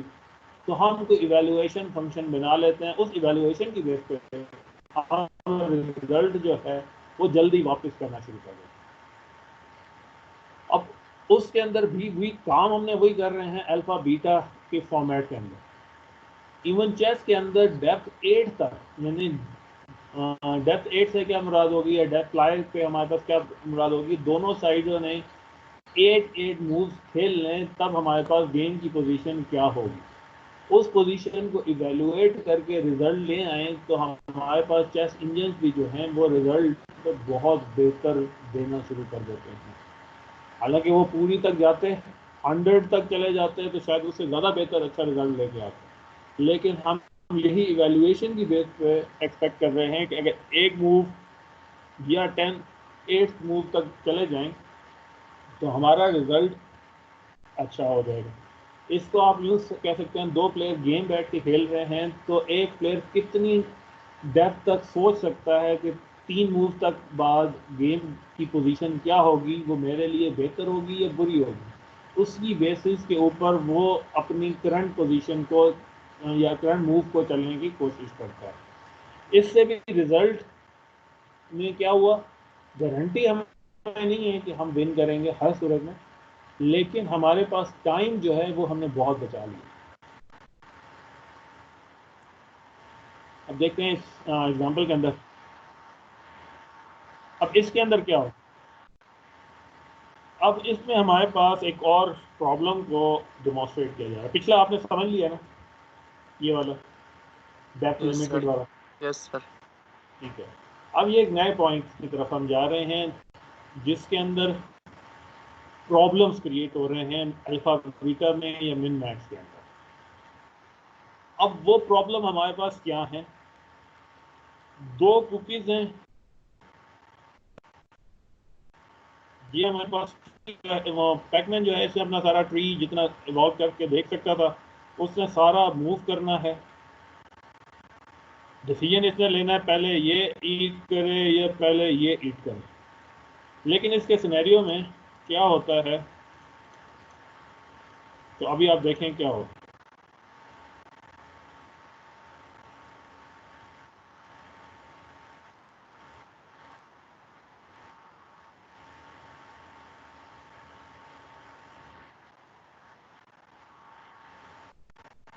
हाँ जी, इधर क्या हुआ कि वो मिन मैक्स स्ट्रेटजी ही वो अप्लाई आउट कर रहा है, उसको दोनों आराम से ईट कर लेने चाहिए थे। लेकिन एक ऐसा पोजीशन आ गई जिसमें जो है वो एक ना वो पहले कुकी को तरफ जा पा रहा है ना वो दूसरी कुकी की तरफ जा पा रहा है, वो एक दरमियान में स्टक हो गया।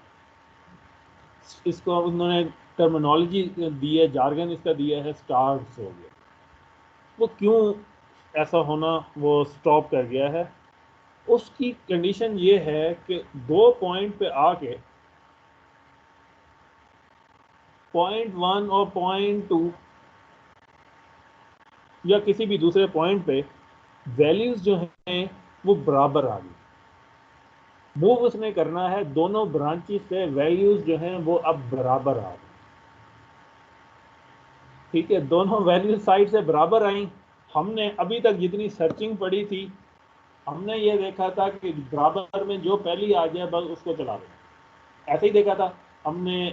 Depth first, breath first, a static सब में हमने यही काम किया।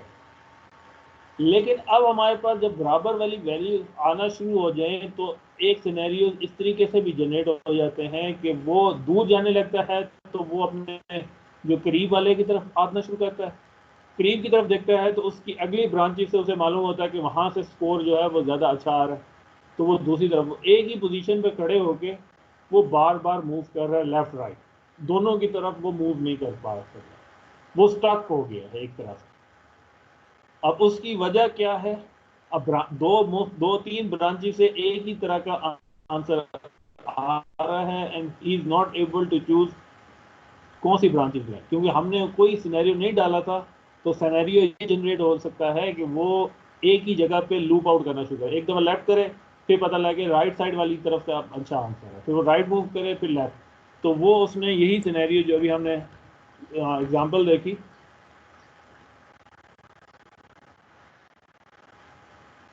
कि तो वो ये मूव करना शुरू हो गया।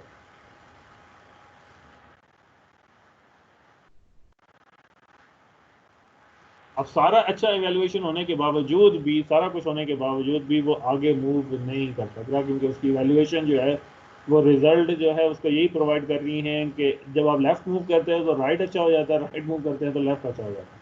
तो यहाँ पे हम किस तरीके से अच्छा कर सकते हैं कि अब हम उसको सिंपल साथ साथ में कोई और इंफॉर्मेशन भी प्रोवाइड आउट करें, सिर्फ ये स्कोरिंग साथ में ना दें। सिर्फ स्कोरिंग दे रहे हैं तो वो फिर जो है उसके लिए इशू जनरेट हो रहा है। फिर हम उसको साथ एक्स्ट्रा ऑप्शन दे सकते हैं कि जो करीब तरीन है पहले वो पिक कर ले, बाद में जाके दूसरी साइड पे जाए। हालांकि दोनों का स्कोर एक ही साइड पे आ रहा है, दोनों का स्कोर बराबर आ रहा है और कंफ्यूजन उसके लिए क्रिएट हो रही है और वो थोड़ा सा आगे मूव करता है तो रिजल्ट जो है वो फिर ख़राब होना शुरू होता है, तो उसके रिजल्ट ख़राब हो रहे हैं। तो इस सूरत में एक्स्ट्रा इंफॉर्मेशन जो है वो भी उसे प्रोवाइड आउट कर देनी पड़ेगी, तब वो इस स्टार्विंग सिचुएशन से जो है वो बाहर निकल सकेगा।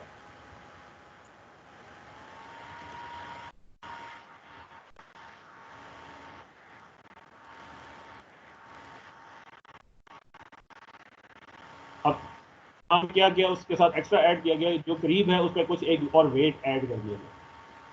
अब उसे प्रॉपर तरीके से चला गया और तो ये सारे प्रॉब्लम जो क्रिएट हो रहे हैं वो हमारे पास क्या है, इवेलुएशन फंक्शन पॉइंट में जब नेगेटिव साथ में स्कोरिंग भी हो रही थी, पॉजिटिव भी हो रही थी, तो देयर इज अ चांस कि वो हमारे पास इस तरह की लूप वाली सिनेरियो बना दे कि वो एक साइड पे मूव करे तो दूसरा अच्छा हो जाए, दूसरी साइड पे मूव करता है तो दूसरी साइड का डायरेक्शन जो है उसके लिए बेहतर होना शुरू हो जाए और वो स्टक हो जाए उसके दरमियान में। जब इस तरह की सिचुएशन आ जाए तब हमें नेक्स्ट न्यू इन्फॉर्मेशन भी साथ में इवैल्यूएशन में डालनी पड़ेगी कि वो अपने आप को फोर्स करके किस तरह इस सिचुएशन से बाहर आए। और ये एल्गोरिदम्स के अंदर, मिनमैक्स एल्गोरिदम्स के अंदर आप देखेंगे जब आप खुद अप्लाई करेंगे तो इस तरह के सिनेरियोज बहुत ज़्यादा दफ़ा बन जाते हैं। अब इवैल्यूएशन फंक्शंस जो हैं वो हमारे पास किस किस्म के हो सकते हैं, हम बहुत ज़्यादा उसमें डिटेल में नहीं जा रहे, हम सिंपल एक दे रहे हैं कि एक बोर्ड पे, क्योंकि इवैल्यूएशन फंक्शन क्या था कि हमने किसी एक पोजीशन के ऊपर जाके एक्चुअल रिज़ल्ट नहीं है लेकिन देख रहे हैं कि हमारे पास रिज़ल्ट कितना अच्छा हो सकता है, तो हम ये दे सकते हैं कि जी नंबर ऑफ़ वाइट क्वींस कितनी है versus number of black queens कितनी है, कि अगर मेरे पास वाइट क्वींस ज़्यादा हैं तो इसका मतलब है मेरे जीतने के चांसेस ज़्यादा होंगे। सेम इसी तरीके से दूसरे नाइट्स के, बिशप्स के, रुक्स के अगेंस्ट हम बना सकते हैं और एक स्कोर कैलकुलेट कर सकते हैं हर पोजीशन के ऊपर कि ये पोजीशन जो है वाइट के लिए विन है या ब्लैक के लिए विन है। उसकी बेसिस पे रिज़ल्ट पूरा डेप्थ तक चेक करने के बजाय हम फ़ौरन रिज़ल्ट जो है वो वापस सबमिट कर सकते हैं। तो ये एक एग्जांपल है हमारे पास इवैल्यूएशन फंक्शन की। पैकमैन के केस में इवैल्यूएशन फंक्शन क्या हो सकता है कि आपके पास कितना दूर जा रहे हैं, कितना स्कोर आपने ईट कर लिया है, पॉइंट्स को कितना स्कोर कर लिया है, तो हम उसकी बेसिस के ऊपर वैल्यू डाल सकते हैं कि हमारे पास पैकमैन के पास सेफ्टी ज़्यादा है या सेफ्टी ज़्यादा नहीं है। सेम जिस तरीके से हम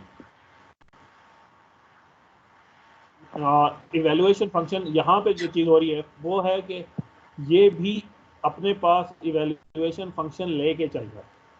एक इवैल्यूएशन, ये मैक्सिमम का केस है, ये हमारे पास मिनिमम का केस है, मिनिमम भी अपने पास इवैल्यूएशन फंक्शन लेके चल रहा है और इसके अंदर क्या हमारे पास क्रिएट हो रहा है वो कोऑर्डिनेशन। अब ये है दो गोल्स, लेकिन क्या कर रहे हैं ये कोऑर्डिनेट करके एक दूसरे को अपनी इंफॉर्मेशन इकट्ठी शेयर करके, क्योंकि इनकी इवैल्यूएशन फंक्शन एक ही दोनों यूज़ कर रहे हैं, तो ये ट्रैक करते हैं गोल्स। इस पैकमैन को कैसे ट्रैक कर रहे हैं हमारे पास कि हम अगर देखें इस पॉइंट से आगे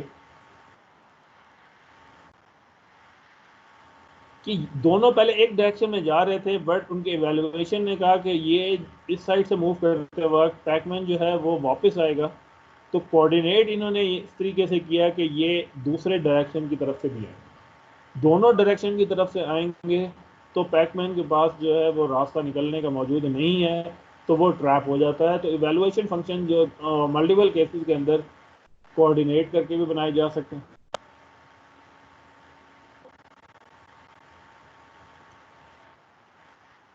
अब यहाँ पे देखें दोबारा इसी चीज़ को कि कैसे कोऑर्डिनेशन जो है वो हम एक्सप्लेन कर रहे हैं।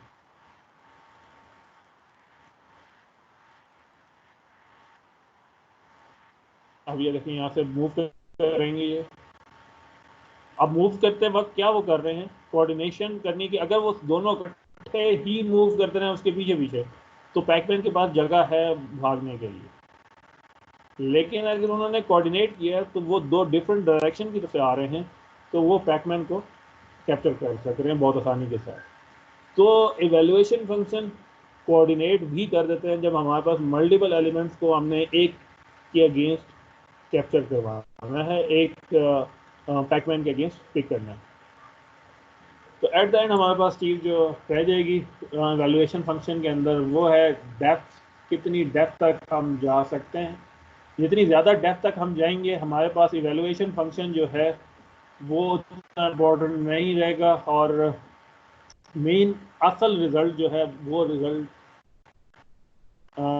हमारे पास आना शुरू हो जाएगा। इवैल्यूएशन हमारे एंड रिजल्ट नहीं देखा लेकिन एक एक्सपेक्टेड रिजल्ट बनाने की कोशिश की थी। अब जितना हम डीपर चलते चले जाएंगे ट्री में हमारे पास इवैल्यूएशन की क्वालिटी उतना मैटर नहीं करेगी, क्योंकि हम बहुत दूर तक देख के आंसर बता सकेंगे। जितना हमने कम डेप्थ वाले पे हमने देखना है उतना उसकी इवैल्यूएशन की क्वालिटी ज़्यादा होनी चाहिए। कि अगर आप चेस खेल रहे हैं और बहुत स्पीड में आपने रिजल्ट देना है, तो बहुत अच्छा इवैल्यूएशन फंक्शन होना चाहिए जो एक या दो मूव देख के बहुत अच्छा स्कोर रिजल्ट दे। अगर आपने नॉर्मल सा भी है लेकिन वो अगर बहुत देर तक देख सकता है, डेप्थ वो बहुत दूर तक जा देख सकता है, तो वो क्या करता है, वो फिर भी उतना अच्छा रिजल्ट ले आएगा। अगर आप दो एल्गोरिथम चेस इंजन्स के दरमियान में देखेंगे, अल्फागो गूगल वालों का चेस इंजन, और जो ओपन सोर्स क्या नाम है इसका, फिश, मुझे नाम उसका भूल रहा है, उन दूसरों को देखेंगे वो ज़्यादा डेप्थ पे देखते हैं, और ये 10-15 डेप्थ तक भी या 20 डेप्थ तक देख के दोनों तकरीबन बराबर रिजल्ट लेके आ जाते हैं। नतीजा क्या हुआ, वो जिसका इवैल्यूएशन फंक्शन ज़्यादा स्ट्रांग होगा वो कम डेप्थ पे देख के भी अच्छा रिजल्ट ला सकता है। और अगर इवैल्यूएशन फंक्शन अच्छा नहीं है तो हमें हर सूरत में डेप्थ जो है वो इंक्रीज करनी पड़ती है, और डेप्थ इंक्रीज होगी तो टाइम कॉम्प्लेक्सिटी भी हमारे पास इंक्रीज हो जाएगी। तो ये सारा काम जो हमारे पास आ रहा है वो ट्रेड ऑफ चलेगा कि हमने क्या चीज़ अच्छी करनी है। हमने अगर डेप्थ बचानी है, जल्दी रिजल्ट लाना है, तो इवैल्यूएशन फंक्शन अच्छा लेंगे। अदरवाइज अगर इवैल्यूएशन फंक्शन अच्छा नहीं है तो हमें फिर कंप्रोमाइज़ नहीं कर सकते, हमें फिर तक देखना है। और इवैल्यूएशन फंक्शन बिल्कुल अच्छा नहीं है तो फिर पूरा ट्री किसी तरीके से इवॉल्व करके देखें और रिजल्ट हम लेके आए। अब एक एग्जांपल जिसमें एक दो हमारे पास ऑप्शन है, पैकमैन के पास नीचे मूव अप मूव करने के लिए, और डेप्थ लिमिटेड जो है पैकमैन इनके पास, घोस्ट के पास वो डेप्थ 2 तक वो सिर्फ देखा। तो अगर हम ये देखें तो पैकमैन मूव नीचे किया, उसको मालूम है उसने घोस्ट जो है इसके केस में सिर्फ ऊपर आ गया।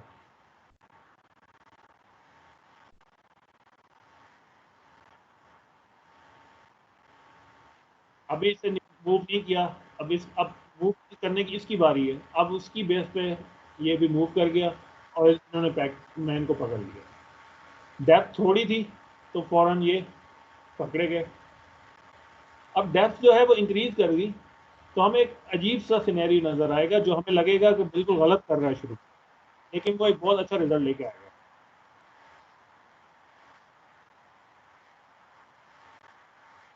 अब ये देखें, स्टार्ट में ऐसे लगेगा कि वो तो कोई गलत काम कर रहा है, वो वापस ऊपर की तरफ मूव कर रहा है, लेकिन एक्चुअली इसने क्या किया है इस सिनेरियो के अंदर, उसने फोर्स किया है कि ये जो घोस्ट है ये अपना कोई एक्शन परफॉर्म करे।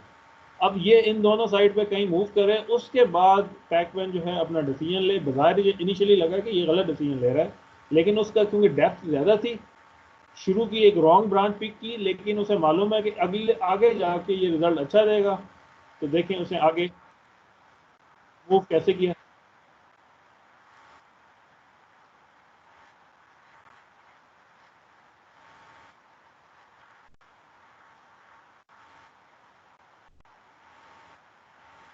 अब टू मूव इधर हो गया, अब ये उधर ऑपोजिट साइड में मूव करेगा।